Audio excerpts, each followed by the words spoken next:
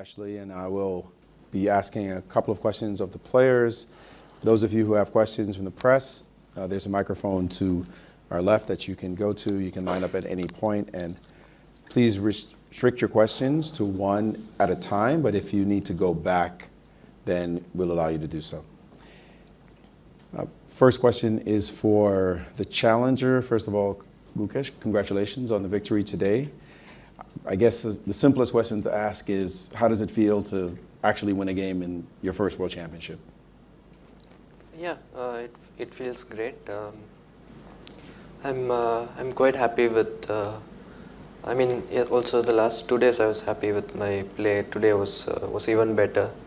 I feel good at the board, and today I just managed to outplay my opponent, which is always very nice. I'm curious how the opening went for you. He spent a lot of time in the opening at one point, just several minutes for sure. Did you feel like you had exactly the position you wanted to play? I was prepared until the 11th, 13th move. I guess he was trying to remember something, but maybe he mixed up something. I thought how he reacted was not the most precise way, and then I think I just got a very nice position after G5, and all this F3, E4, it looks really shaky for black. A question for you, Alicia, and you spent a lot of time in the opening. What was the reason for that? Because I thought my position not so comfortable, and my C2 bishop is a weakness, and he's going to attack it with knight d2. So I tried to come up with some idea to save it. First I thought knight e4 here. Maybe the other move to play knight e4, and if we take, I take the bishop, and knight d2, knight a6. The other line, I'm not sure. It's an evolution of it. And I will choose between these two lines. Everyone was analyzing, of course, with the aid of engines, and I felt that your response was probably the best under the circumstances. And here after G5, knight back. Knight d2 first. Excuse me. Right, knight d2 first. And G5. And here, you seem to have a good position after this, if the way you played, but that rook h5 was a significant error. Did you understand this at the moment, or did it take you some time to realize that your bishop was in trouble? I think my position already in trouble, because the normal move knight e6 doesn't work due to rook c1. And I saw bishop e7, but I refused it due to rook c1, bishop e5, e4 takes, bishop e2, e4, bishop e6, take, and bishop takes, knight takes, pawn takes, and rook c7. But after knight e6, when I saw a computer, after the game, knight e6, rook b7, and a6. E6? Yes, e6. And here, or maybe knight d2, knight d4 also possible, but with stronger a6. It looks like you're okay. Yes, yeah.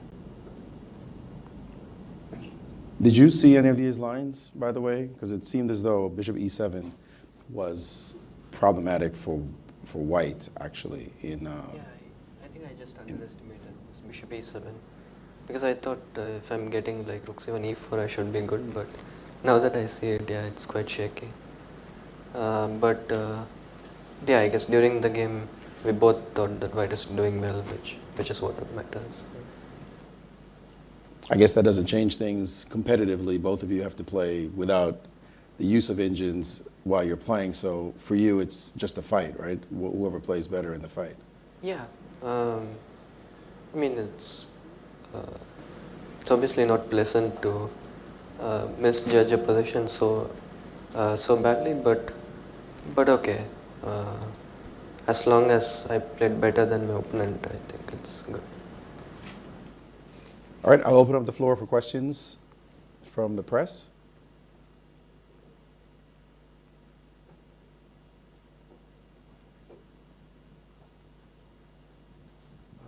A great performance. Gukesh, just to know if you were aware that you were following a game of the 2023 Düsseldorf FIDE World Teams between Kramnik and Edigaisi. Was that part of your preparation? And what do you think of that game and how you could improve on that game? Yeah, I mean, I recall this game very briefly. I think till head g4 we had the same position. Till the 13th move, we had the same position. After that, I think Arjun made some mistake and Kramnik had a huge advantage, but it ended in a draw. I remember this detail, but I don't remember exactly how the game went. Yeah, I was aware of it. Next question.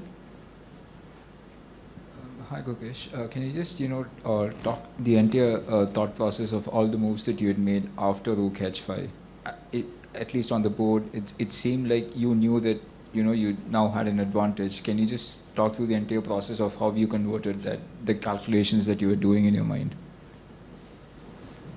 Yeah, after Rook H5, I thought with E4 I'm winning a piece, but he gets a couple of pawns, and I mean the dark squares are a bit soft. So I didn't think I was completely winning. I knew that I should be better or close to winning.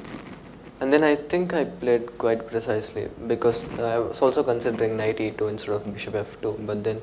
But then he can go knight b3. I mean the same similar to what happened in the game, like rook c2, knight d2, rook d2, bishop b4. Now the difference is g5 hangs. Yeah, bishop b4 or direct rook g5.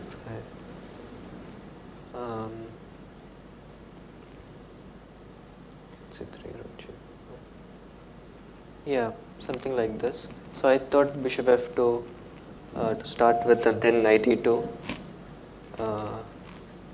Yeah, I mean I just thought I had to be like super precise, not to give him any drawing chances, and I did not really see where he could really improve actually. Maybe king e7 was the final mistake, but already I thought I was doing pretty well. Yeah, and also in the end this tactic was really nice that I had calculated in the very end. Yeah, bishop h3, f5, bishop f1, bishop f5 I was going to play. You were going to play. Yeah. Mm-hmm. So, yeah. Next question.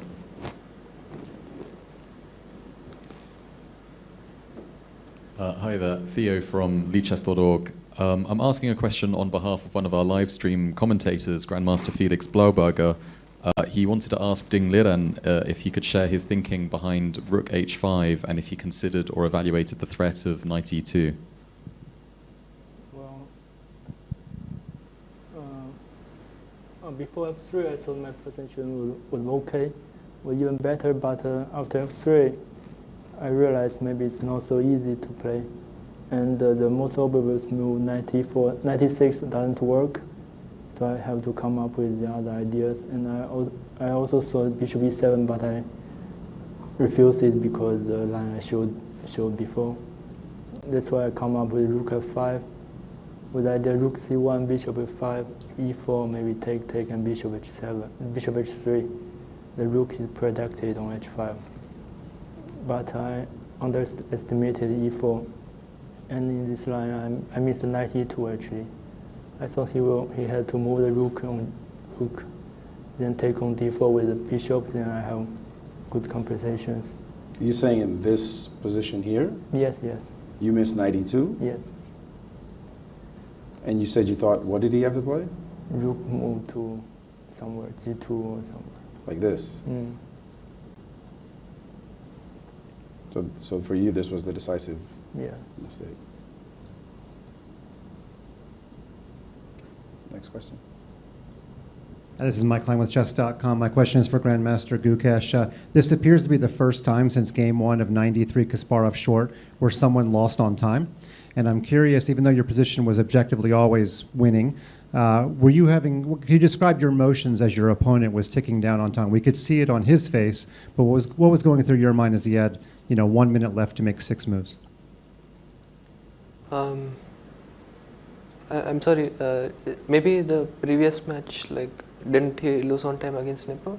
It's my research team's research. So even if that is incorrect, could you tell us about your emotions when he had so little time to make so many moves? Yeah, I was pretty confident at that point. I was just thinking about the position at that time because I knew that I should be winning, especially after I got rook d1, rook c1, rook d1, I thought I should just be winning. So yeah, I wasn't really playing for time. I just wanted to finish it off cleanly. I know you weren't playing for time, but was there an increased heart rate or anything going on inside you as your opponent got so low? Yeah, sure. It's always a bit exciting when your opponent is so low on time, and also, when you get a winning position, you generally get a bit excited. So it was there, but I think I had my emotions under control. Thanks. Charlize asking on behalf of FIDE social media from our followers, this time from Bangalore Chess Club. Did having a rest day tomorrow have any effect on today's game approach? Is that for both players? Go ahead. Not really. I thought since tomorrow is a rest day, I'll just put all my energy into this game, and then I can rest. So it did not make much of a difference, but it was nice to know that after today's game I can just go and rest. Not really, but the results of the game will maybe influence my emotion during the rest day.